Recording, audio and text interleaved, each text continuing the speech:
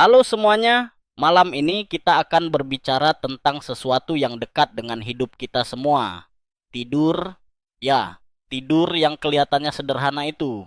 Padahal kalau salah atur waktunya bisa membuat otak kita seperti komputer tua yang kipas, pendinginnya mati, panas, macet, lalu tiba-tiba error di momen paling penting. Saya tahu, banyak dari Anda mungkin akhir-akhir ini merasa gampang lupa. Nama cucu yang biasa Anda sebut lancar, atau obat apa yang semalam Anda telan. Sepele? Tidak juga. Karena otak kita, kalau terus-menerus dipaksa begadang, bisa benar-benar rusak perlahan.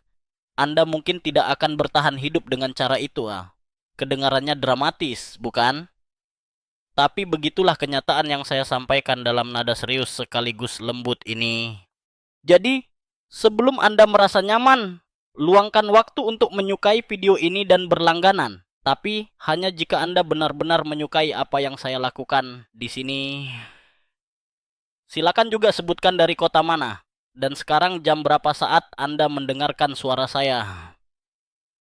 Saya selalu penasaran, ada yang sedang mendengarkan ini di Makassar jam 11 malam.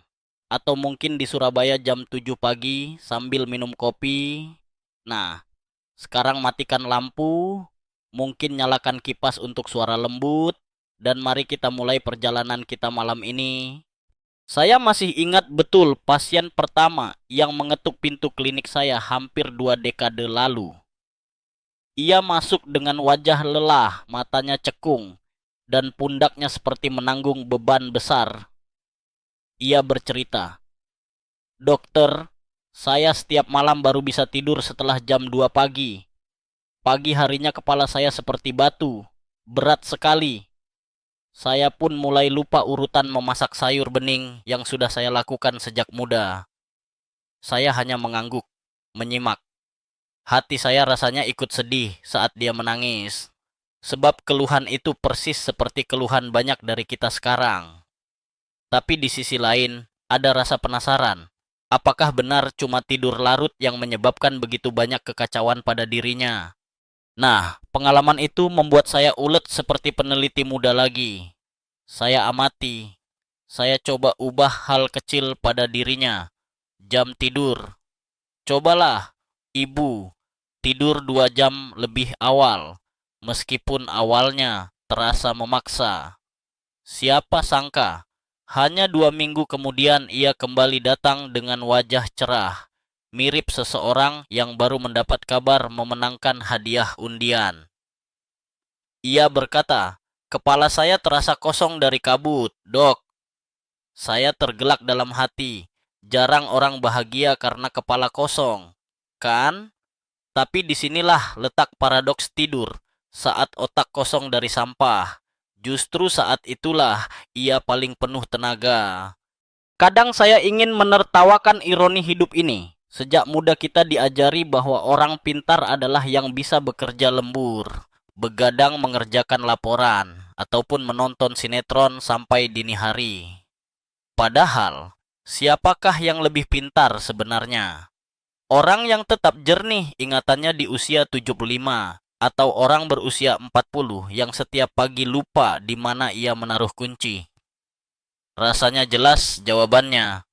Di tahap ini, mungkin Anda merasa saya sedang menjual janji manis ala iklan obat.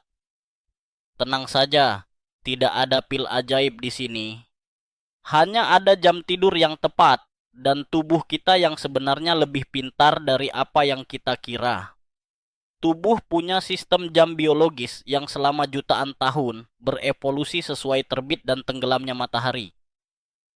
Jadi, lucu rasanya ketika kita menantang matahari dengan lampu LED terang benderang jam 11 malam, lalu bertanya besok paginya, "Kenapa saya pusing?" Ya, jawabannya memang sederhana. Tapi kita manusia modern sering sok rumit. Ada satu ucapan bijak yang sering saya ulang sebagai dokter tua. Semakin tua kita, semakin sederhana kunci kesehatan kita. Saya tahu, itu terdengar klasik, mungkin terlalu sederhana untuk dipercayai. Tapi setiap kali ada pasien usia lanjut yang kembali ceria hanya karena ia tidur pukul 10 malam, saya semakin yakin. Saya merasa seperti kakek yang menemukan kembali mainan lama di gudang. Mainan sederhana yang ternyata bisa membuat cucunya bahagia. Ngomong-ngomong soal cucu, pernah ada momen lucu. Saya sendiri, sewaktu umur 60 awal, sering lupa nama cucu ketika sedang memanggil. Suatu hari, saya memanggil cucu saya dengan nama kucing kami. Dia langsung tertawa terbahak. "Kakek, masa saya dipanggil Mimi?" Malu sekali rasanya. Tapi justru insiden itulah yang membuat saya lebih serius memerhatikan kualitas tidur saya. Karena saya tidak ingin suatu hari lupa semua nama orang yang saya cintai.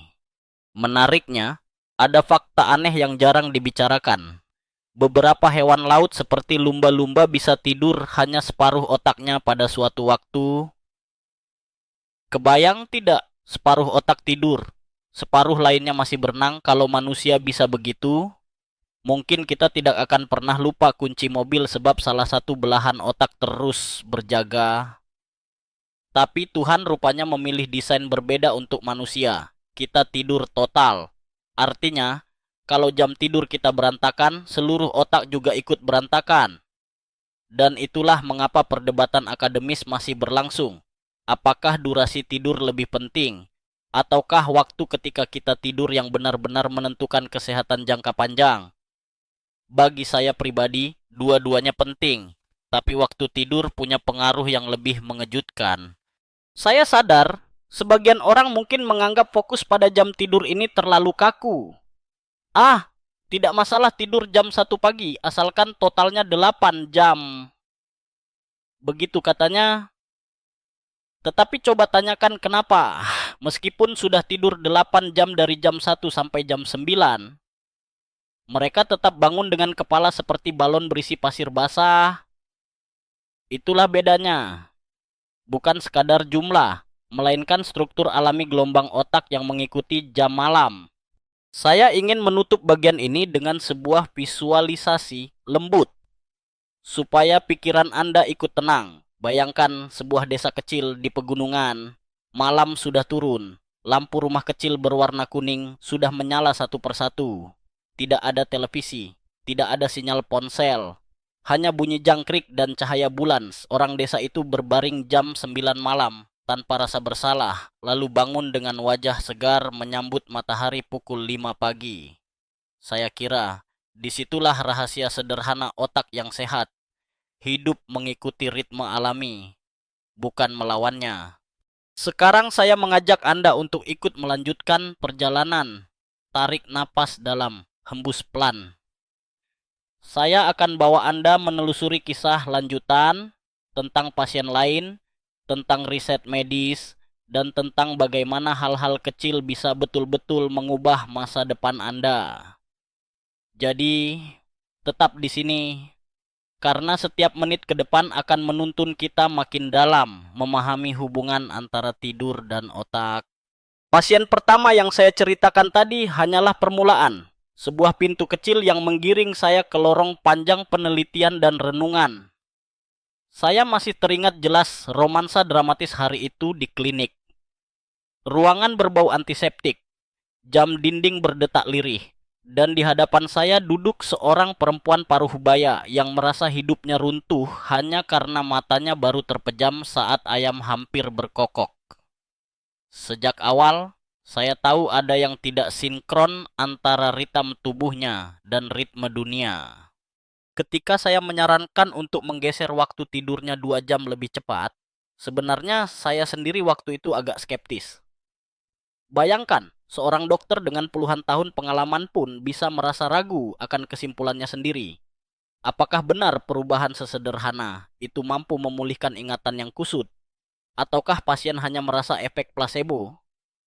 Namun, skeptisisme itu luluh begitu saya melihat transformasinya.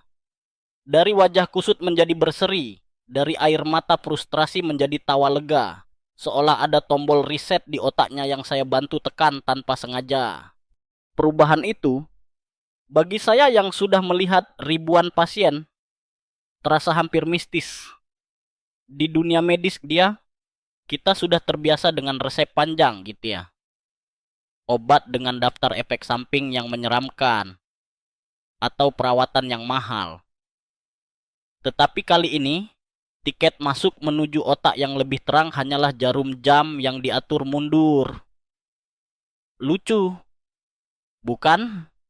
Dunia bisa menghabiskan miliaran dolar untuk mencari obat demensia. Padahal, sebagian jawabannya ada di ranjang kita.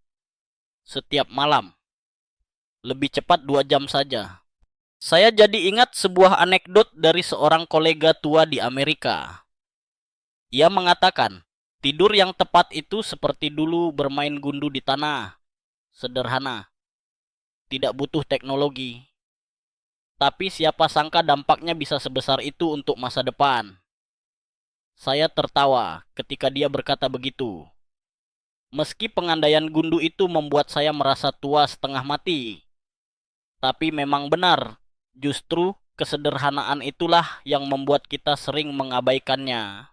Saya masih berusia 10 awal ketika kegelisahan soal memori mulai menjangkiti saya sendiri. Nama pasien kadang terselip. Catatan operasi seolah kabur ketika sedang fokus. Puncaknya, suatu sore, saya berdiri di ruang operasi, tangan sedang memegang alat pembedah, dan tiba-tiba sempat lupa apa langkah berikutnya.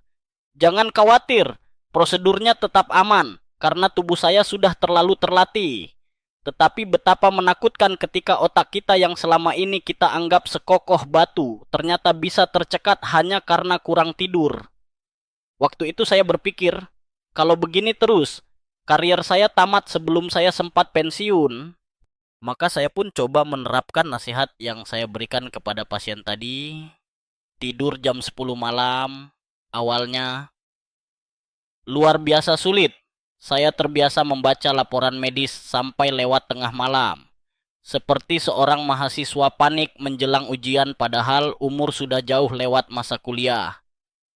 Minggu pertama saya berputar balik di kasur, seperti ikan yang dilempar keluar dari air. Tapi perlahan, tubuh saya belajar. Minggu kedua, saya mulai tertidur dengan lebih mulus. Dan minggu ketiga, saya bangun dengan kepala yang ringan. Saya merasakan tubuh saya seperti sebuah orkestra yang tadinya kacau. Biola main nada sendiri, drum memukul sesuka hati. Tiba-tiba kembali selaras dengan dirigen aslinya, yaitu jam biologis. Bayangkan, betapa menakjubkan rasanya kembali merasa segar di usia 60. Bahkan salah satu cucu berkata, kakek sekarang lebih cepat bercanda daripada dulu. Itu salah satu pujian paling manis dalam hidup saya, meskipun dibalut kejahilan cucu. Namun jangan salah, tidak semua orang yang saya temui percaya begitu saja. Suatu kali, dalam sebuah seminar, seorang dokter muda bertanya dengan nada agak sinis. Apakah ada bukti ilmiah bahwa jam tidur lebih penting ketimbang total tidur? Pertanyaan itu sah dan perlu dijawab jujur. Saya menjelaskan, memang sebagian riset masih berdebat apakah kualitas tidur dipengaruhi faktor eksternal seperti cahaya dan noise atau internal, jam biologis alami. Tetapi kecenderungan studi mendukung bahwa jam tidur awal memberi gelombang otak yang lebih padat dan efektif. Dengan kata lain, seperti kopi susu yang diminum hangat akan terasa nikmat, sementara kopi susu yang dibiarkan semalaman jadi dingin dan basi, padahal volumenya sama. Di titik ini saya mulai mengumpulkan kisah pasien lain. Saya perhatikan pola yang sama. Mereka yang tidur lebih awal mendapatkan kembali memori, ketenangan, bahkan gairah hidup.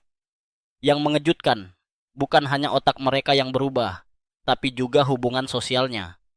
Banyak dari mereka melaporkan obrolan keluarga menjadi lebih asik. Tawa lebih sering terdengar di meja makan. Rupanya ketika otak lebih sehat, energi sosial pun ikut sehat. Ada kejadian lain yang agak kocak. Seorang bapak usia 68, dulu kerja di pelabuhan, datang mengeluh ia kalah terus saat main kartu dengan teman pensiunannya. Saya tidak bisa konsentrasi. Dok, padahal dulu saya juara di kompleks. Setelah 3 minggu program tidur awal, ia kembali sambil bangga berkata, "Sekarang saya yang bikin teman saya menangis kalah." Saya tentu tidak bisa menandatangani sertifikat juara kartu, tapi jelas terlihat bahwa refleks dan fokus Bapak itu kembali. Seiring waktu, saya sadar tidur bukan sekadar episode pasif, melainkan proses aktif. Seperti proses maintenance pada komputer. Malam hari itu teknisi masuk, memoles kabel, menyingkirkan debu, dan memastikan sistem bisa dipakai keesokan hari. Kita yang terlambat tidur sebenarnya menutup pintu bagi teknisi itu, memaksanya bekerja separuh hati, lalu mengeluh sistem sering crash. Itu ibarat menyalahkan komputer gitu ya. Padahal kita tidak pernah memberinya waktu istirahat. Kadang saya ingin menulis di baliho besar. Tidur jam 9-11 malam adalah vaksin gratis melawan kerusakan otak. Tapi ya, siapa yang akan melihat baliho itu kalau kebanyakan orang masih menonton drama TV sampai dini hari? Bagaimanapun, kita manusia sering perlu bukti personal, merasakan sendiri, baru percaya. Saya menutup kisah bagian ini dengan pesan sederhana.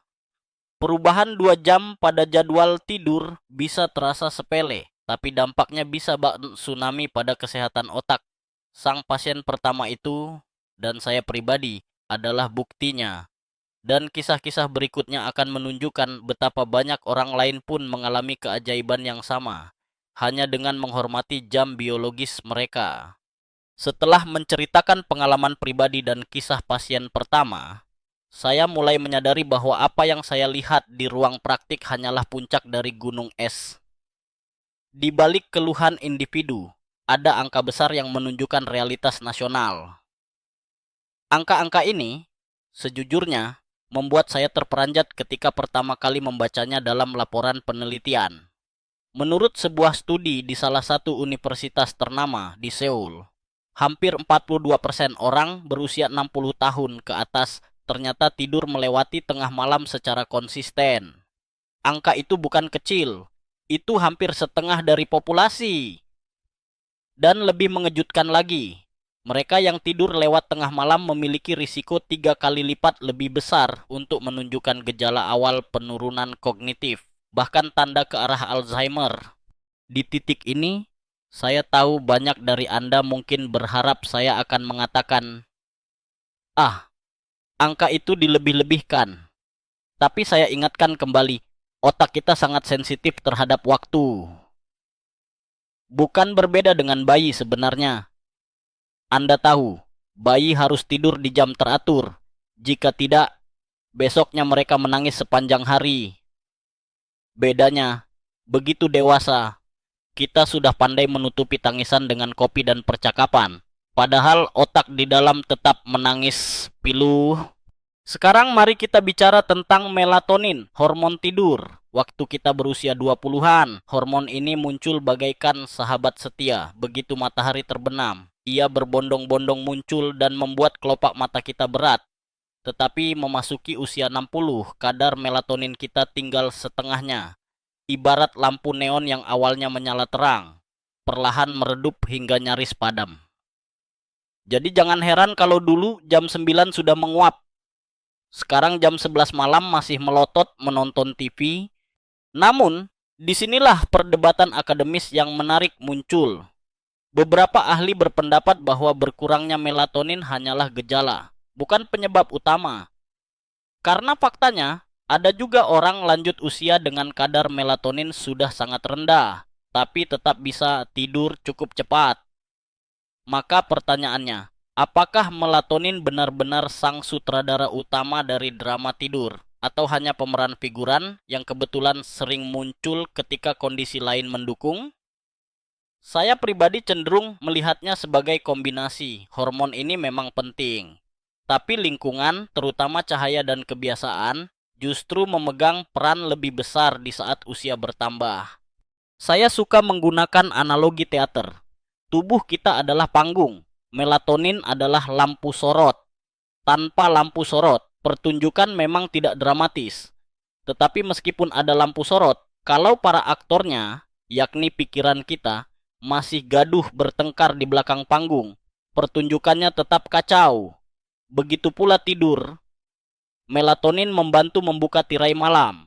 Tetapi kita sendirilah yang memutuskan apakah ingin benar-benar naik ke atas ranjang dan menyerahkan diri pada drama tidur itu. Aneh tapi nyata, melatonin juga tidak berfungsi dengan baik bila ada cahaya biru dari layar gadget. Pernahkah Anda perhatikan jam 10 malam mencoba memejamkan mata? Lalu tiba-tiba notifikasi ponsel berbunyi, Anda meraih perangkat itu. Dan tiba-tiba segar kembali seolah baru bangun tidur. Itu simpel sekali. Lampu biru itu menghentikan produksi melatonin. Jadi meskipun tubuh ingin tidur, otak dipaksa percaya bahwa matahari baru terbit. Bukankah luar biasa dan gila bagaimana spesial cahaya kecil bisa menipu evolusi jutaan tahun? Saya sempat berbincang dengan seorang ibu rumah tangga, usia 63, yang punya kebiasaan menonton drama Korea hingga jam 2 pagi. Ia berkata, "Tapi dok, kalau tidak menonton, saya tidak bisa tidur." Saya tanya balik, "Atau sebenarnya karena menonton, Anda tidak bisa tidur?" Ia terdiam, kemudian tertawa. Seringkali kita butuh diajak bercermin, karena alasan dan penyebab sebenarnya saling meniru satu sama lain. Namun jangan salah, tidak semua yang tidur larut itu malas atau sengaja. Banyak yang tidak sadar jam biologisnya sudah kacau karena gaya hidup modern. Makan malam lewat jam 8, rumah diterangi lampu putih terang, pikiran masih bergulat dengan berita atau obrolan grup keluarga. Jadi tubuh tidak pernah menerima sinyal saatnya tidur. Tidak beda jauh dengan Anda yang pernah naik kereta malam. Meski lelah, tetap susah terlelap karena lampu kabin menyala terang. Tubuh kita, seperti bayi itu tadi, butuh isyarat jelas untuk dipanggil ke ranjang. Ada sisi menarik lain tentang hormon ini yang jarang diketahui. Melatonin ternyata juga berperan dalam sistem imun.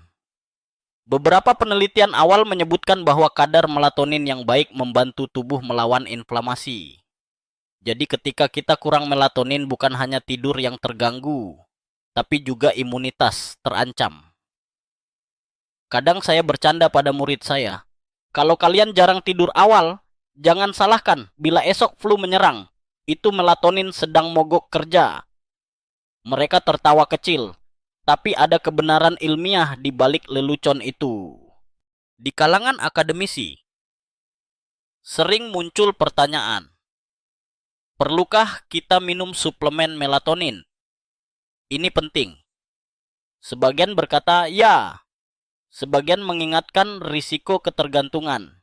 Saya pribadi lebih memilih mengembalikan tubuh pada mekanisme naturalnya. Padamkan lampu, lakukan rutinitas tenang, biarkan tubuh mengaktifkan melatonin sendiri. Namun jika kondisi medis tertentu hadir, misalnya jet lag parah, itu lain lagi. Yang selalu saya tegaskan, jangan terburu menerima pil ketika sebenarnya yang Anda butuhkan hanya mematikan televisi 30 menit lebih awal. Saya teringat ucapan guru saya dulu, kalau palu sudah di tangan, semua masalah terlihat seperti paku. Di dunia modern, obat adalah palu. Tetapi tidak semua masalah tidur itu paku. Banyak yang hanya lilin yang perlu ditiup. Saya tahu, angka dan hormon kedengarannya teknis. Tapi mari kita bawa perbincangan ini kembali ke pengalaman nyata. Pernahkah Anda bangun pagi, lalu merasa kepala penuh kapas? Itu ciri melatonin Anda semalam tidak bekerja maksimal. Sebaliknya, ketika bangun dan merasa dunia lebih tajam warna serta udara terasa lebih segar, itu biasanya karena melatonin sempat menguasai malam dengan gemilang. Di tahap ini, saya ingin memberi Anda gambaran kecil. Pikirkan sebuah lampu bohlam yang Anda lupakan untuk diganti. Tiap malam cahayanya makin redup, membuat Anda kesal karena tidak bisa membaca dengan jelas. Tapi ketika akhirnya Anda ganti, tiba-tiba ruangan terasa hidup kembali. Itulah peran tidur dan melatonin. Bukan keseluruhan rumah, tapi bisa memengaruhi suasana seluruh ruangan. Dan sekarang, setelah memahami hormon ini, kita bisa melangkah lebih jauh untuk membicarakan hal yang lebih dalam. Gelombang otak, aliran cairan pembersih saraf, dan proses misterius yang membuat kita benar-benar merasa segar. Sebab hormon hanyalah awal cerita, sementara panggung utamanya sedang menunggu di balik tirai. Ketika kita membicarakan tidur, bayangan orang biasanya sederhana. Mata terpejam, tubuh terkulai, lalu pagi tiba. Namun, bagi saya yang sudah puluhan tahun menatap layar EEG pasien, tidur itu ibarat konser listrik di dalam otak. Ada gelombang tinggi, ada gelombang rendah. Kadang tenang seperti musik klasik, kadang riuh seperti band rock.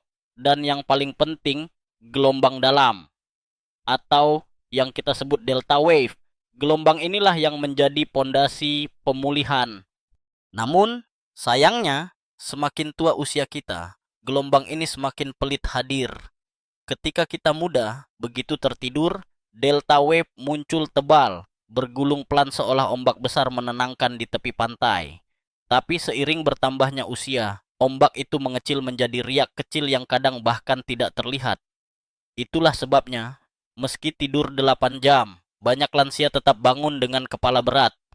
Sama seperti komputer yang dinyalakan seharian penuh, kipas pendinginnya tersendat, akhirnya panas menumpuk. Tidur larut malam makin memperparah keadaan. Karena jendela waktu delta wave paling subur sebenarnya terjadi di awal malam. Saya sering menggunakan analogi komputer untuk menjelaskan hal ini, terutama kepada cucu saya yang hidupnya sudah hampir menyatu dengan gawai. Tidur larut malam itu serupa mematikan laptop tanpa memberikan waktu untuk update sistem. Besoknya perangkat tetap menyala, tapi program sering not responding. Lalu kita bertanya, kenapa ini error terus? Padahal solusinya sederhana, beri waktu sistem itu untuk memperbaiki dirinya sendiri. Sebuah hal kecil namun ajaib juga terjadi saat kita jatuh ke delta wave, sistem glymphatic atau glymphatic system. Banyak orang belum pernah mendengar nama ini, padahal fungsinya vital. Sistem ini adalah tukang bersih-bersih otak. Bayangkan sekelompok pekerja malam, datang dengan sapu dan selang air, menyapu debu toksik seperti beta amiloid, zat yang terkenal sebagai biang kerok Alzheimer. Masalahnya, mereka datang hanya ketika pintu delta wave dibuka. Jadi, bila kita begadang, para pekerja itu gagal masuk bekerja. Keesokan harinya sampah masih menumpuk, dan semakin berulang, semakin penuh gudang otak kita. Pernah ada pasien yang bertanya, "Dok, hanya 1 malam saya susah tidur. Apa benar bisa berdampak?" Saya menjawab dengan setengah bercanda tapi serius. 1 malam sudah cukup untuk menumpuk sampah. Sama seperti 1 malam pesta di rumah bisa membuat ruang tamu Anda kacau balau. Ia terdiam, lalu tertawa kecil. Humor memang cara terbaik untuk menyampaikan kebenaran pahit. Ada pula pengalaman pribadi yang konyol. Saya sendiri pernah merasa bangun segar meski hanya tidur 5 jam. Lalu dengan percaya diri menghadiri kuliah umum. Tapi ketika tiba giliran saya memberi kuliah, tiba-tiba saya lupa kata kunci slide ketiga. Saya berdiri terpaku. Penonton menunggu. Saya menghela napas, lalu bercanda. Sepertinya otak saya menaruh file itu di recycle bin. Semua tertawa, tapi dalam hati saya tahu itu alarm serius. Kadang saya ditanya soal hal sepele. "Dok, saya tidur pakai TV menyala, aman tidak?" Jawabannya, tidak. Otak kita meskipun tampak tertidur, tetap punya bagian yang berjaga liu. Bunyi detikan jam, dengungan kulkas, bahkan kucing tetangga yang mengeong jam 2 pagi. Semua itu diendus oleh otak. Tidak semua suara membangunkan, tapi setiap suara adalah gangguan kecil bagi orkestra delta wave. Saya pernah bercanda, bahkan otak punya FOMO, takut melewatkan sesuatu hingga ia tetap mengintip ketika seharusnya istirahat. Contoh jelas terlihat pada pasien saya yang tinggal di apartemen dekat jalan besar. Ia tidur larut, dan sepanjang malam suara motor modifikasi meraung di bawah jendelanya. Hasil EEG tidurnya kacau, delta wave minim sekali. Setelah ia pindah kamar ke sisi lain gedung yang lebih tenang, data tidurnya membaik drastis. Ini fakta ilmiah yang menggelitik, bahkan suara yang kita kira terbiasa kita dengar ternyata tetap menoreh luka halus di dalam otak malam demi malam. Di sini muncul perdebatan akademis lain yang masih ramai. Apakah gangguan kecil semacam suara benar-benar cukup signifikan untuk merusak fungsi otak jangka panjang? Ataukah hanya pengganggu sesaat? Beberapa penelitian terbaru menemukan korelasi nyata dengan penurunan memori. Tapi masih ada ilmuwan yang ragu. Saya pribadi memilih berhati-hati. Kalau ada kesempatan untuk tidur dalam keheningan, lebih baik ambil. Lalu, ada fenomena menarik. Beberapa orang mengaku terbiasa tidur sambil menyalakan kipas angin atau suara putih, white noise. Bukannya mengganggu, itu justru membuat mereka lebih nyenyak. Bagaimana bisa? Penjelasan ilmiahnya sederhana. Suara monoton yang stabil dapat menutupi suara acak tak terduga. Jadi otak tidak perlu terus berjaga karena pola suaranya konsisten. Inilah yang membuat sebagian orang suka tidur dengan suara hujan, buatan atau mesin AC. Saya pribadi kadang kala juga memanfaatkan strategi ini ketika menginap di hotel dekat bandara. Satu informasi aneh yang sering saya bagikan untuk membuat pasien tersenyum. Paus dan lumba-lumba bisa tidur hanya dengan setengah otak. Jadi separuh otak mereka tetap berjaga untuk menghindari predator dan tetap berenang. Bandingkan dengan kita manusia, sleep mode kita adalah full shutdown. Jadi kalau mau selamat, kita butuh lingkungan yang benar-benar aman. Ini salah satu alasan mengapa manusia begitu berhati-hati mencari kamar tidur yang nyaman. Akhirnya kita sampai pada poin penting. Delta wave bukan sekadar gelombang indah di layar EEG, tetapi paspor menuju pemulihan sejati. Jika kita terus-menerus kehilangan kesempatan membangkitkan gelombang ini, perlahan otak akan menagih utang. Dan utang itu biasanya dibayar dengan memori yang gugur satu persatu. Kita boleh menunda banyak hal dalam hidup, tetapi menunda tidur itu sama saja dengan menunda kesehatan. Saya ingin menutup bagian ini dengan satu gambaran. Bayangkan otak Anda seperti perpustakaan besar. Siang hari, orang ramai masuk, membuka buku, mencatat sesuatu, mengembalikan buku kadang tidak rapi. Malam hari, petugas perpustakaan masuk menata kembali buku-buku, menghapus coret-coret di meja, dan membersihkan lantai. Jika pintu perpustakaan tidak pernah ditutup malam, petugas itu tak bisa bekerja maksimal. Pagi datang, perpustakaan berantakan. Begitulah otak tanpa delta wave. Maka, mulai malam ini, izinkan petugas Anda bekerja. Setelah memahami betapa pentingnya gelombang delta dan petugas kebersihan otak kita, sekarang mari melompat ke ranah riset internasional yang lebih dramatis. Saya suka menyajikan hasil penelitian bukan untuk menakuti, tapi untuk membuka mata, karena jujur saja, dunia akademis penuh dengan data yang sering terdengar seperti film horor kalau kita pahami dengan serius. Mari kita mulai dengan penelitian yang dilakukan di Harvard Medical School. Tim peneliti menemukan bahwa hanya satu malam tidur dangkal dapat membuat kadar beta amiloid, zat lengket yang jadi salah satu penyebab Alzheimer, melonjak di otak. Bayangkan, satu malam saja. Itu seperti pesta sehari semalam lalu rumah penuh sampah plastik sampai tidak bisa dilewati. Sekarang, coba bayangkan kalau kebiasaan itu berlangsung bertahun-tahun. Rumah Anda tidak hanya berantakan tapi mungkin roboh. Di sisi lain, MIT meneliti dua kelompok lansia selama 6 bulan. Kelompok pertama tidur sebelum jam 10 malam. Kelompok kedua baru memejamkan mata lewat tengah malam. Hasilnya, penurunan kemampuan kognitif di kelompok begadang berlangsung 3 kali lebih cepat. dari menghafal kata sederhana hingga mengenali wajah. Kelompok tidur larut kalah telak. Peneliti bahkan menggambarkan data mereka dengan kalimat seram. Penuaan otak mereka dipercepat. Saya akui, ketika pertama kali membaca laporan MIT itu, saya berhenti sejenak, meletakkan kertas, lalu berbisik pada diri sendiri. Syukurlah saya sudah beralih tidur lebih awal. Kadang menjadi dokter pun tidak menyelamatkan kita dari kebiasaan buruk.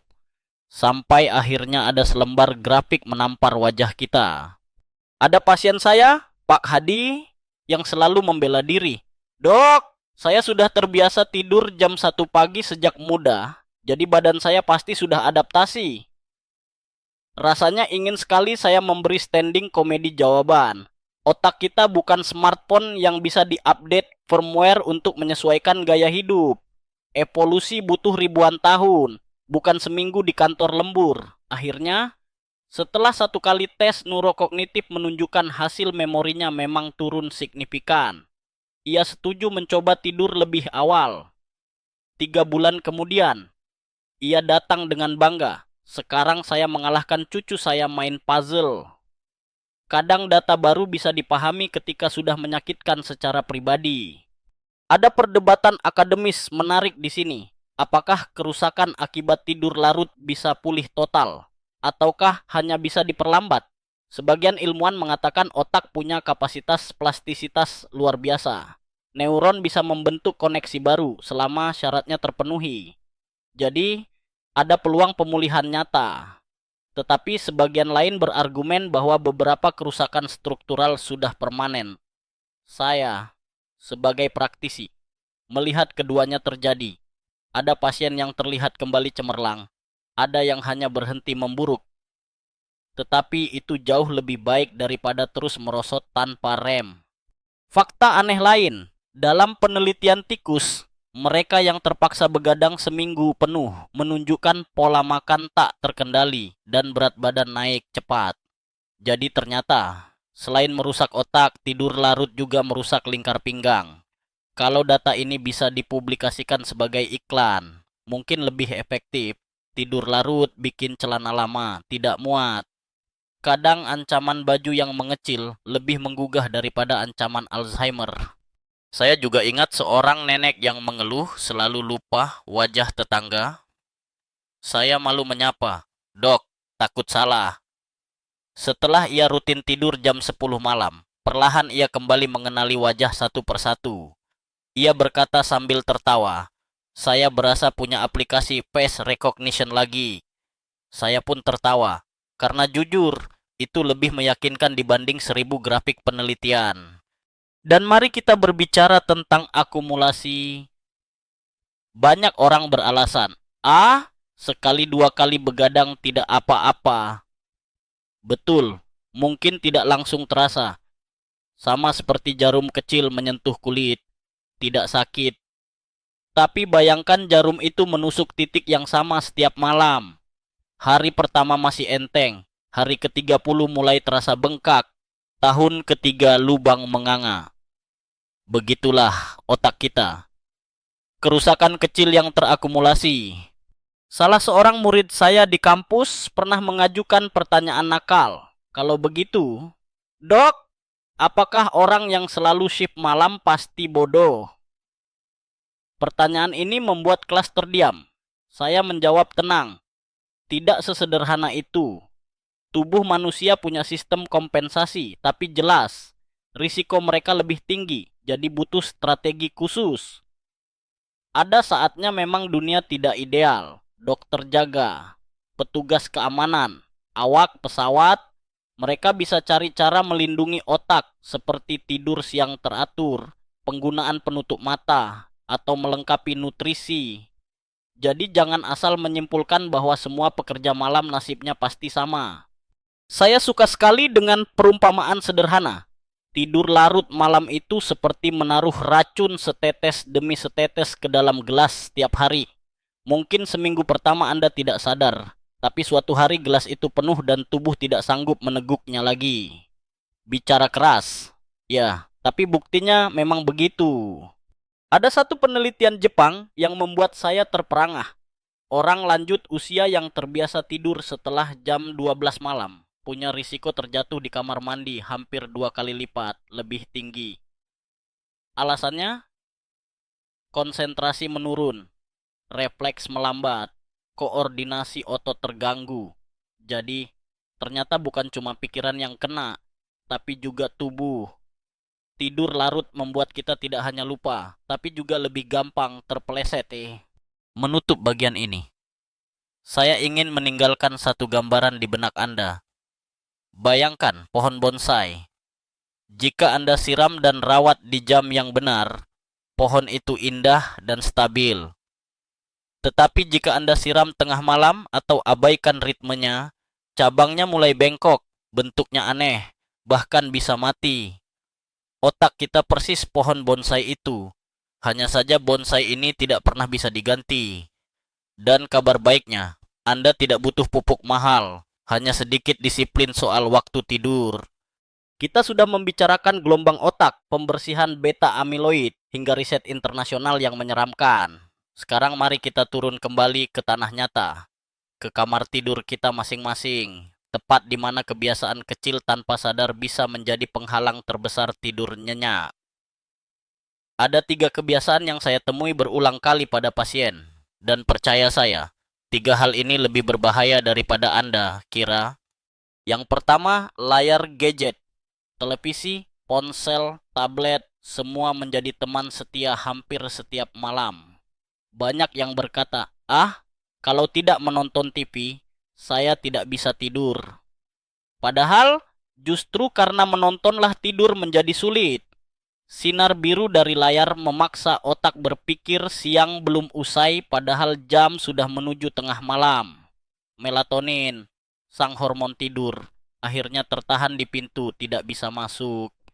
Jadi kalau Anda berhenti menonton layar, mungkin butuh beberapa malam menyesuaikan, tapi setelahnya tubuh akan berterima kasih dengan karunia tidur yang lebih cepat. Saya masih tertawa setiap kali mengingat seorang pasien bernama Bu Rini, 65 tahun, yang suka menonton sinetron sampai dini hari.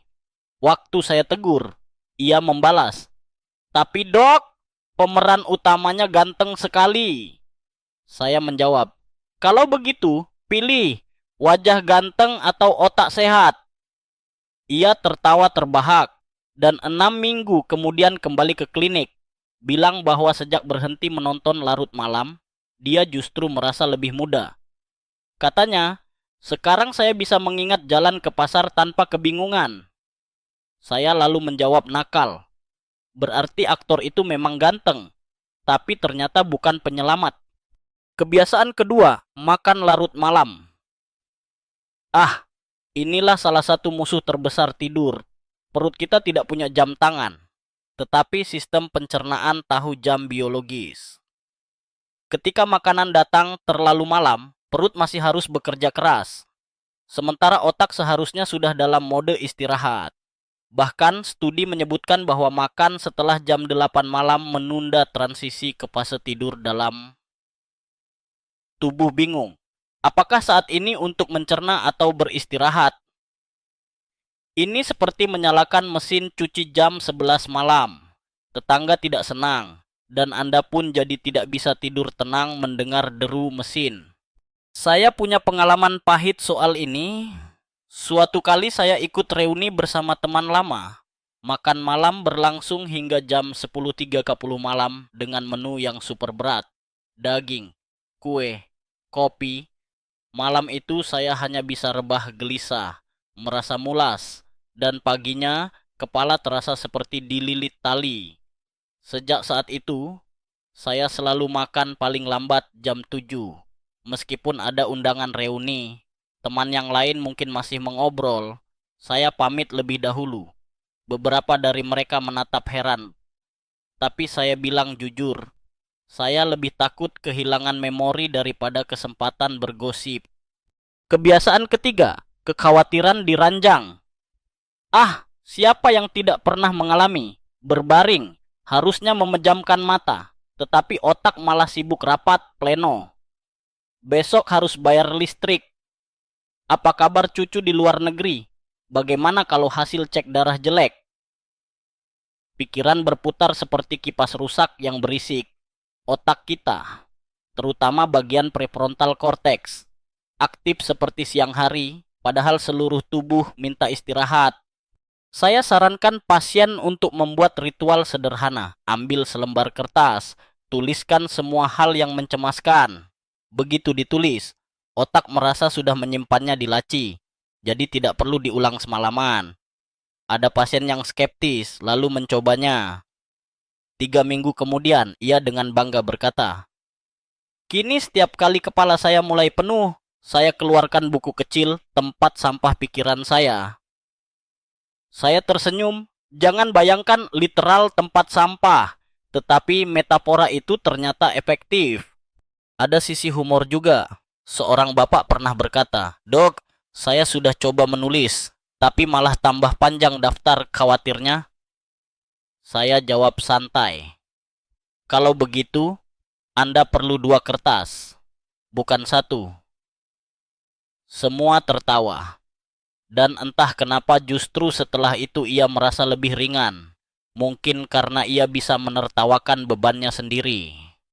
Nah, dari ketiga kebiasaan ini, saya ingin menekankan, mereka tampak kecil, namun dampaknya luar biasa. Kombinasi menonton layar, makan larut, dan mengkhawatirkan segalanya bisa menghabisi kesempatan otak mendapat delta wave. Ibaratnya, Anda sedang mencoba tidur di kamar yang penuh cahaya lampu, gendang musik, dan papan tulis penuh informasi. Bagaimana bisa benar-benar istirahat? Perdebatan akademis juga sering muncul. Apakah perilaku ini penyebab atau hanya gejala insomnia? Banyak ahli berpendapat bahwa kebiasaan itulah yang memperparah. Namun ada juga argumen bahwa orang cenderung mencari alasan, misalnya makan atau menonton TV, karena insomnia sudah ada lebih dulu. Jujur, itu seperti pertanyaan ayam dan telur. Saya lebih memilih pemikiran pragmatis. Hentikan dulu kebiasaan buruk, lihat hasilnya. Kalau tidur membaik, berarti penyebab memang jelas. Tambahkan sedikit tips praktis bagi Anda yang ingin mencoba malam ini. Pertama, 60 menit sebelum tidur, anggap diri Anda sedang melakukan boarding pass sebelum penerbangan. Artinya, siapkan tubuh, matikan TV, simpan ponsel, matikan lampu terang. Kedua, hindari makanan padat. Kalau haus, cukup minum air atau teh herbal ringan. Ketiga, sediakan pena dan kertas di samping ranjang. Biar kalau pikiran berisik, bisa Anda tuangkan. Ingat, kebiasaan ini bukan larangan bersenang-senang, hanya penataan waktu. Anda masih bisa menonton drama favorit, asal jangan lewat jam 9 malam. Anda tetap bisa makan enak, asal jangan tunggu larut malam. Anda tetap bisa mengkhawatirkan cicilan rumah, tapi lebih baik tuliskan siang hari ketika otak benar-benar siap berdebat. Hal lucu lain yang ingin saya tambahkan. Ada penelitian kecil yang menunjukkan orang yang mematikan wifi router sebelum tidur justru merasa lebih tenang.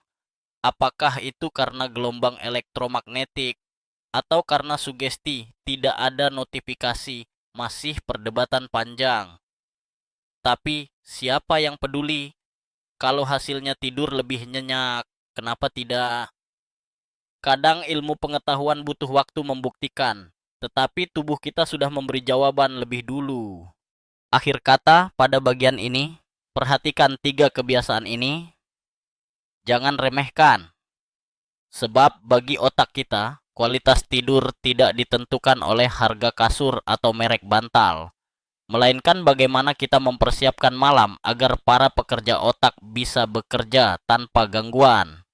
Jika kebiasaan buruk adalah musuh yang mencegah tidur, maka rutinitas malam adalah sekutu yang siap menjaga gerbang mimpi kita. Saya selalu menyamakan rutinitas tidur dengan ritual kecil. Tidak perlu rumit, tapi harus konsisten. Sama seperti tubuh punya memori otot, otak pun punya memori kebiasaan. Jadi, kalau Anda memberikan sinyal berulang, lama-kelamaan otak paham. Oh, Ini pertanda saatnya istirahat. Mari saya ceritakan tentang sebuah rutinitas 5 langkah yang sering saya anjurkan kepada pasien lanjut usia.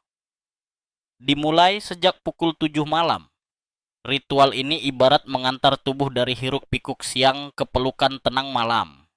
Pertama, jam 7 malam, berhenti makan.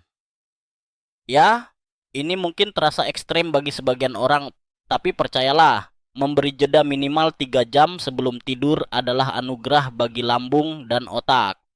Saya menyarankan hanya minum air putih atau teh herbal ringan. Seorang pasien pernah bertanya, "Dok, kalau makan buah jam 9 boleh tidak?" Saya menjawab, "Boleh, asalkan Anda tidak keberatan menyapa toilet pukul 2 pagi." Ia tertawa, lalu mengerti maksud saya. Langkah kedua, jam 8. Redupkan cahaya. Disinilah seni menciptakan suasana. Turunkan lampu neon terang. Nyalakan lampu duduk atau lampu kuning hangat. Sensasi ini menipu otak untuk percaya bahwa matahari sudah lama tenggelam. Saya sendiri di rumah menggunakan lampu kecil dengan bohlam kuning tua. Kadang cucu saya berkata, "Rumah kakek terasa seperti kafe kuno." Saya menjawab, "Kalau iya, berarti otakmu lebih mudah tidur setelah menikmati suasana ini." Langkah ketiga, sekitar pukul 9. Lakukan perawatan tubuh singkat yang menenangkan. Saya suka menganjurkan rendaman kaki hangat sekitar 15 menit. Air hangat membuat pembuluh darah kaki terbuka, suhu tubuh sedikit naik. Tapi begitu selesai, tubuh mendingin secara alami, yang menjadi sinyal kuat bagi otak bahwa waktunya tidur. Tidak sedikit pasien saya yang awalnya menganggap ini konyol, kemudian terkejut melihat betapa cepat rasa kantuk datang setelah mereka mencobanya. Langkah keempat, jam setengah 10. Isi kamar dengan suara dan suasana yang lembut. Beberapa orang menikmati musik klasik. Sebagian lainnya memilih suara alam seperti gemericik air atau hujan rintik. Ada pasien yang justru memilih suara kipas jadul yang berdengung. Intinya adalah konsistensi. Suara latar yang akrab membuat otak merasa aman. Ingat, manusia beda dengan hewan laut yang bisa tidur separuh otak. Kita perlu jaminan lingkungan aman agar bisa menyerahkan diri sepenuhnya. Langkah kelima, tepat pukul 10. Padamkan semua lampu dan lakukan pernapasan sederhana. 5 kali tarik napas panjang, 5 kali embus perlahan. Fokus pada ritme. Bayangkan seperti mendengarkan ombak. Cara ini bukan sekadar meditasi murah hati, tetapi terbukti menurunkan aktivitas sistem saraf simpatik yang dikenal sebagai mode waspada. Begitu sistem itu melambat, tubuh lebih mudah jatuh ke tidur dalam. Saya masih bisa melihat wajah bahagia seorang pasien bernama Bulastri, 7 tahun, setelah menjalankan rutinitas ini selama 3 minggu. Ia berkata, "Dok, sekarang jam 10 malam kepala saya seperti diberi bantal magnetik, langsung tertarik ke kasur." Saya tertawa sekaligus bangga, karena artinya tubuhnya sudah merekam sinyal alami. Ada pengetahuan tambahan yang agak aneh tapi berguna. Pada penelitian kecil di Eropa, mereka yang mengunyah permen karet bebas gula setengah jam sebelum tidur justru merasa lebih rileks. Teorinya, gerakan mengunyah menciptakan ritme monoton yang menenangkan saraf. Apakah ini masuk akal?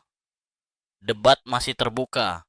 Saya pribadi belum merekomendasikan secara luas, tetapi kalau Anda ingin coba, asalkan tidak sampai tersedak, siapa yang tahu? Perdebatan akademis lain juga menyentuh soal krusial. Apakah rutinitas harus persis sama setiap malam? Ada pendapat bahwa variasi kecil tidak apa-apa, asal sinyal utamanya jelas. Namun, banyak ahli tidur menegaskan konsistensi lebih memikat otak. Saya cenderung setuju dengan konsistensia, sama dengan bayi. Kalau jadwalnya selalu sama, mereka mudah terlelap. Kita orang dewasa, sejujurnya, tidak jauh berbeda dari bayi dalam hal ini. Saya ingin menggambarkan rutinitas ini sebagai sebuah tarian malam. Setiap langkahnya lembut, terhubung dengan langkah sebelumnya, hingga akhirnya tubuh berhenti di posisi akhir. Tidur. Jika salah satu langkah terlewat, tarian terasa canggung. Tetapi jika dijalankan penuh, bahkan musik tidur pun terdengar indah. Ada cerita lain yang membuat saya tersenyum. Seorang kakek bernama Pak Hasan di Surabaya, 72 tahun. Awalnya malas mengikuti rutinitas ini. Ribet, dok, katanya. Tetapi cucunya yang berusia 10 tahun justru semangat memimpin. Bahkan menyalakan musik lembut untuk kakeknya setiap malam. 2 bulan kemudian, Pak Hasan senyum-senyum saat bercerita. Ternyata saya lebih penurut kalau cucu yang menyuruh. Saya pun menepuk bahunya sambil berujar, "Ya, memang cucu punya otoritas unik." Ingatlah, rutinitas bukan perkara mistik. Kita tidak sedang melakukan ritual kuno untuk memanggil dewa tidur. Kita hanya menyiapkan otak agar menerima sinyal konsisten. Bedanya, meski sederhana, rutinitas ini bisa mengalahkan efek ratusan pil tidur dalam jangka panjang. Saat saya menutup bagian ini, bayangkan Anda sendiri sedang menjalankan ritualnya. Lampu redup, secangkir teh herbal hangat menemani, kaki direndam sebentar, lalu musik hujan tiruan memenuhi ruangan. Anda menarik napas panjang, memejamkan mata. Jika Anda membiarkan tubuh mengikuti tarian ini setiap malam, saya berani jamin beberapa minggu kemudian otak Anda akan menyambut tidur bahkan sebelum waktunya tiba. Itu artinya tubuh sudah ingat jalannya pulang menuju istirahat sejati. Setelah berbicara tentang rutinitas malam, mari kita beralih ke topik yang tidak kalah menarik. Pertanyaan-pertanyaan paling sering diajukan orang tentang tidur. Anda tahu, tiap kali saya selesai memberikan seminar atau konsultasi, pasti ada tangan terangkat dengan wajah penuh kebingungan. Pertanyaannya klasik, tapi jawabannya sering membuat mereka terkejut. Mari kita bahas satu persatu dengan secangkir humor hangat untuk menjaga suasana tetap ringan, Mesya. Pertanyaan pertama, apakah tidur siang berbahaya bagi tidur malam? Jawaban saya selalu tidak, jika dilakukan dengan cara yang benar. Tidur siang singkat, maksimum 30 menit, sebelum pukul 2 siang justru membantu otak bekerja lebih tajam. Ini seperti isi ulang baterai setengah bar. Tetapi jika tidur siang lebih dari 1 jam, atau dilakukan sore hari, maka malamnya tubuh bingung. Apakah kita sudah tidur cukup tadi? Kenapa harus tidur lagi sekarang? Hasilnya, tidur malam tertunda. Saya pernah berseloroh kepada pasien. Kalau Anda tidur siang jam 5 sore, itu bukan tidur siang. Itu adalah cicilan tidur malam yang Anda bayar dengan bunga mahal. Mereka tertawa, tapi akhirnya mengerti. Pertanyaan kedua, apakah wajar jika saya sering terbangun di malam hari? Jawaban singkat, ya. Sampai batas tertentu. Seiring usia, tubuh memang lebih sering terbangun, sekitar 1 hingga 2 kali semalam. Tidak perlu panik. Yang penting adalah kemampuan untuk kembali tidur dalam waktu singkat. Jika Anda terbangun lebih dari 30 menit dan mulai merasa resah, itu saatnya meninjau lagi rutinitas tidur dan kebiasaan sebelum tidur. Ironisnya, semakin Anda panik tidak bisa tidur, semakin susah tidur itu datang. Pertanyaan ketiga, bagaimana dengan penggunaan obat tidur? Nah, ini topik yang sering menimbulkan perdebatan akademis. Ada dokter yang menyarankan, ada pula yang sangat kontra. Saya pribadi melihat obat tidur sebagai payung darurat, berguna bila hujan deras, tetapi tidak dipakai tiap hari meski cuaca sedikit mendung. Penggunaan jangka panjang jelas membuat tubuh malas memproduksi mekanisme tidurnya sendiri. Saya pernah bertanya kepada pasien yang sudah 10 tahun bergantung pada pil tidur. Apakah ibu ingin tidur alami kembali? Ia menjawab lirih, Saya bahkan sudah lupa rasanya. Kalimat itu menusuk saya lebih dalam daripada puluhan jurnal riset. Pertanyaan keempat, mengapa justru ketika saya berbaring, mata saya segar? Ini salah satu ironi kehidupan. Fenomena ini biasanya terjadi karena otak telah mengasosiasikan kasur dengan tempat berpikir keras alih-alih tidur. Orang sering berbaring sambil memikirkan hutang, perdebatan keluarga, atau drama televisi terakhir. Jadi ketika tubuh rebah, otak berkata, "Oh, inilah saatnya berpikir." Solusinya adalah mengubah asosiasi itu. Bila 20 menit di tempat tidur belum terlelap, lebih baik bangun, pindah ke ruang lain, lakukan kegiatan tenang, seperti membaca buku, lalu kembali saat kantuk menyerang. Jangan biarkan otak menandai kasur sebagai tempat rapat malam. Pertanyaan kelima, kenapa saya sering bangun karena harus ke kamar kecil? Kondisi ini memang sangat umum di usia lanjut. Ada istilahnya, nokturia. Penyebab paling sederhana adalah terlalu banyak minum menjelang tidur. Tetapi ada faktor lain, misalnya suhu kamar terlalu dingin, membuat kandung kemih lebih aktif. Saya sarankan minum cukup air di siang hari, kemudian kurangi perlahan setelah pukul 6 sore. Dan jangan lupa, selalu kosongkan kandung kemih sebelum beranjak tidur. Pertanyaan keenam, mengapa saya sering bangun pukul 3 pagi dan tidak bisa tidur lagi? Ini salah satu misteri yang banyak dikeluhkan. Jawaban paling umum adalah kehadiran hormon kortisol. Hormon stres yang memang naik sekitar jam 3 sampai 4 dini hari. Biasanya, tubuh siap menghadapi pagi. Namun, jika kita membawa terlalu banyak beban pikiran, kortisol yang naik itu malah menyalakan otak lebih cepat. Saya sering menyarankan pasien untuk menghabiskan waktu pagi dengan berjemur cahaya matahari dan berolahraga ringan, supaya ritme hormon kembali selaras.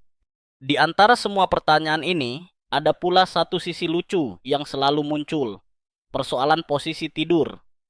Ada pasien bertanya, "Dok, apakah tidur miring ke kanan lebih sehat dari ke kiri?" Jawaban saya, tergantung kondisi. Beberapa penelitian yang belum sepakat sepenuhnya mengatakan tidur miring ke kiri mendukung aliran darah ke jantung. Tetapi tidur miring ke kanan dianggap lebih nyaman bagi sebagian orang. Saya lalu bergurau.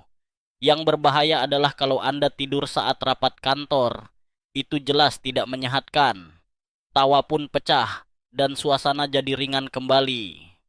Perdebatan akademis yang selalu hangat adalah soal, apakah kita perlu standar tidur sama untuk semua orang?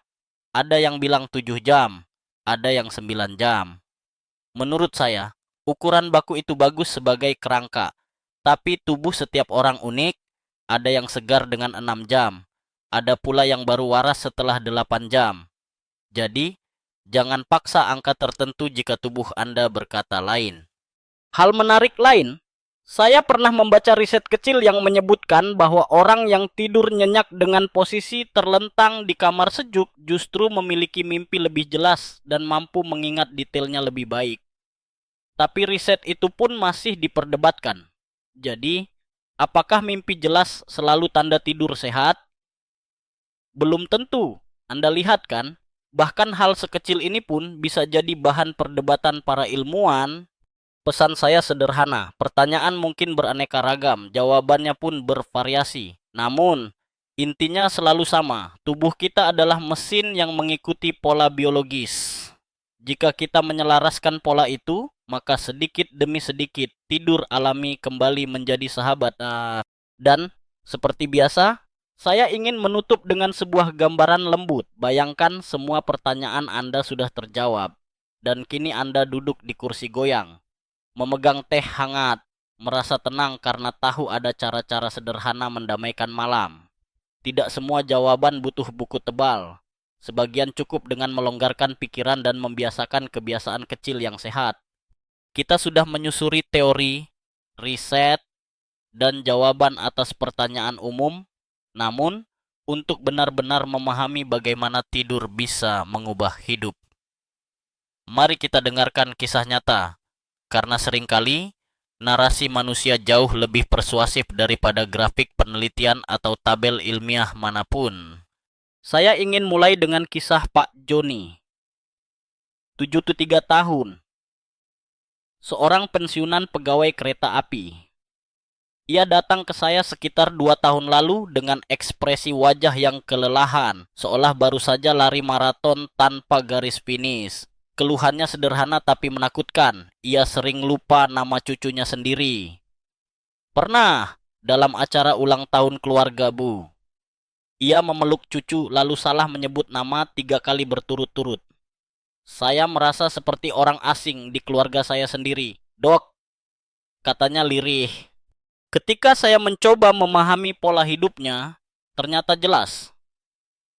Pak Joni selalu tidur lewat tengah malam. Alasannya klise namun nyata. Ia terbiasa menonton pertandingan sepak bola Eropa yang kick off jam 2 dini hari. Saat saya sarankan tidur lebih awal, ia tertawa getir. Tapi, Dok, bagaimana nasib klub favorit saya? Saya menatapnya dan menjawab, lebih baik kehilangan satu pertandingan daripada kehilangan semua kenangan. Jawaban itu membuatnya terdiam agak lama. Ia akhirnya menyetujui program saya. Tidur mulai pukul 10, mengurangi kopi malam, dan mengikuti rutinitas 5 langkah. 2 minggu pertama memang berat. Ia mengaku masih kangen pertandingan bola. Tetapi tiba-tiba, di minggu ketiga, ia datang dengan mata berbinar. Saya tadi pagi bangun, dan nama cucu langsung meluncur tanpa tergagap. Saya tersenyum. Bagi saya, itu gol terbesar dalam hidupnya.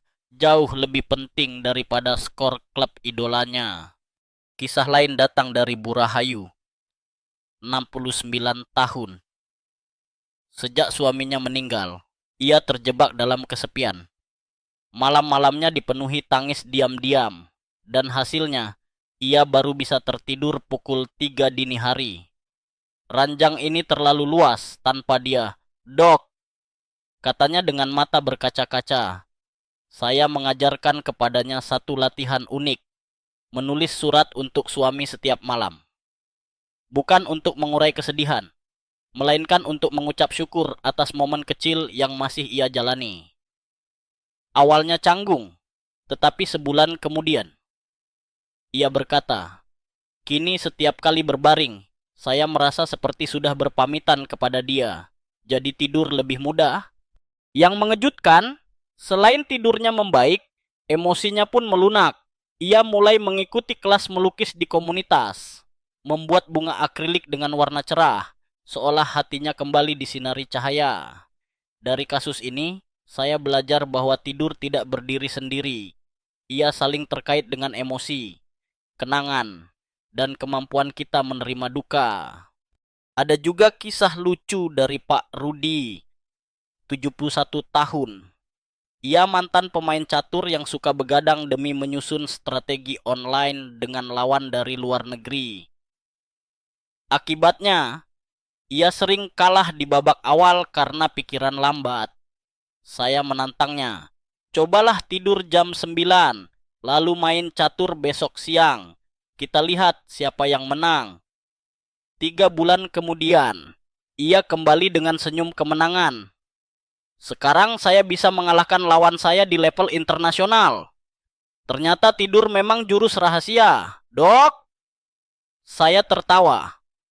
Kadang, bahkan permainan sekecil catur pun bisa menjadi indikator apakah otak kita masih tajam atau tumpul.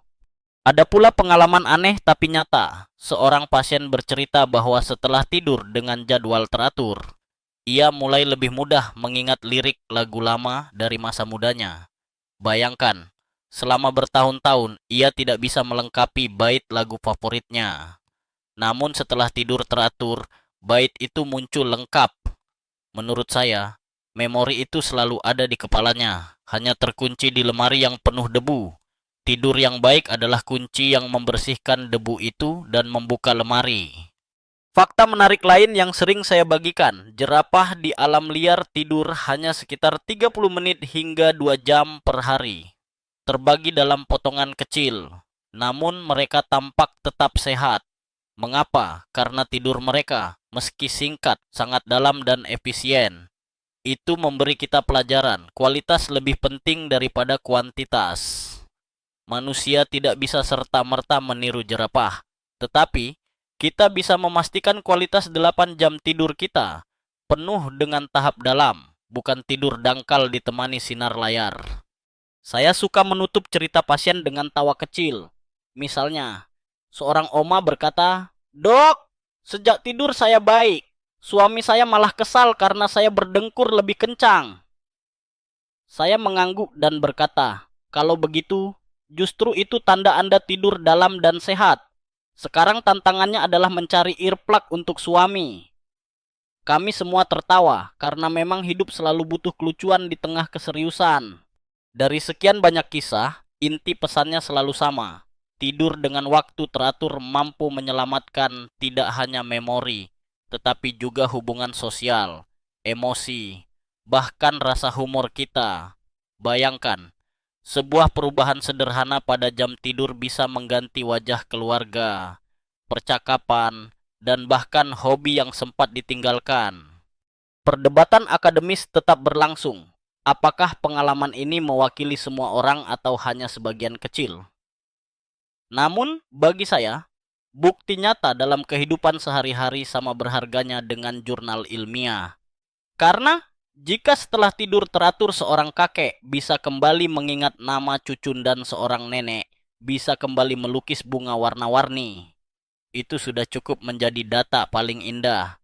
Saya ingin Anda membayangkan sejenak bagaimana jika Anda sendiri yang kembali memiliki energi segar, mampu menyapa tetangga tanpa lupa namanya, atau tertawa tanpa was-was melupakan punchline. Tidur, ternyata, bukan sekadar jeda, melainkan awal dari bab kehidupan yang lebih hangat. Kita sudah berjalan jauh bersama malam ini, dari kisah pasien yang bingung dan hampir menyerah, hingga tawa kecil di ruang praktik yang lahir ketika mereka merasakan kembali kejernihan otak. Dari data statistik yang terdengar seperti ancaman berat, hingga rutinitas sederhana yang ternyata lebih sakti daripada pil tidur apapun. Malam ini, saya ingin menutup perjalanan kita dengan tempo yang lebih perlahan. Bayangkan tubuh Anda kini sedang rebah tenang. Lampu kamar sudah redup. Suara kipas berputar pelan seperti nyanyian latar. Di dalam otak, petugas kebersihan kecil, sistem glymphatic, sedang sibuk. Mereka berjalan di lorong memori, membawa kantung ransel, mengumpulkan serpihan toksin, menyingkirkan debu kenangan yang sudah usang. Mereka tidak marah, tidak tergesa, hanya bekerja konsisten. Saya sering mengatakan, tidur itu bukan kemewahan, ia hak dasar otak kita. Sama seperti udara dan air, tidur adalah bahan bakar utama. Kita bisa mengabaikannya sebentar, tetapi tidak bisa menawar konsekuensi jangka panjang. Hidup memberi kita pilihan yang sederhana tapi serius. Tidur pada waktu yang tepat dan mengizinkan otak memperbaiki dirinya, atau menunda malam hanya untuk hiburan sesaat lalu membayar dengan ingatan yang rapuh. Dan tahukah Anda, saya semakin percaya bahwa tidur dalam jam emas sekitar pukul 9.11 malam adalah investasi teraman untuk masa depan. Tidak perlu polis asuransi rumit, tidak perlu biaya besar, hanya butuh kedisiplinan sederhana. Hasilnya, Anda bisa mempertahankan siapa diri Anda sebenarnya, nama, wajah, tawa, memori. Semua yang ingin Anda abadikan dalam hidup ada di sana, tersimpan ketika tidur dikelola dengan baik. Mari perlahan kita simpulkan perjalanan panjang ini. Kita tahu melatonin menurun seiring usia, tapi bisa kita bantu dengan cahaya redup dan rutinitas tenang. Kita tahu gelombang delta menyusut, tapi tetap bisa kita jaga dengan tidur lebih awal.